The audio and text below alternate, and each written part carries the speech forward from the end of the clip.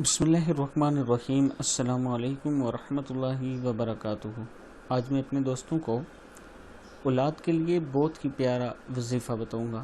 رمضان میں آپ نے اس کو کثرت سے پڑھنا ہے۔ ان میں سے جو دعا بھی پڑھیں گے اللہ تعالیٰ آپ کی مدد فرمائیں گے اور انشاءاللہ آپ کو صالح اور نیک اولاد سے نوازیں گے۔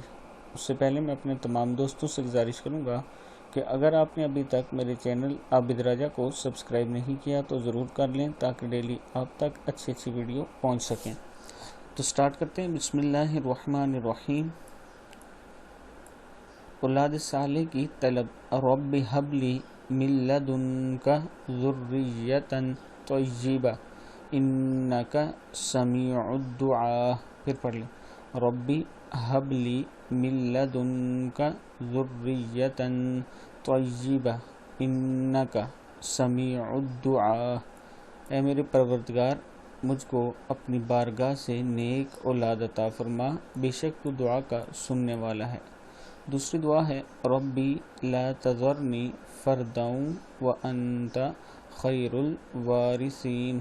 اے میرے پروردگار، مجھ کو اکیلا نہ چھوڑ، تو سب وارثوں سے بہتر وارث ہے۔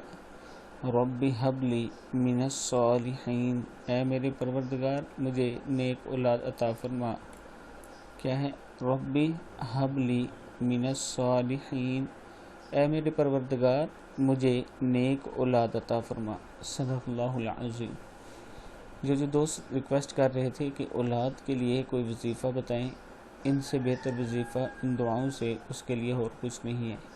ان میں سے کوئی ایک دعا آپ لے لیں اور پورا دن اول آخر 7 مرتبہ درود شریف کے ساتھ اسے کثرت سے پڑھیں تو اس کا آپ کو بہت زیادہ فائدہ ہوگا۔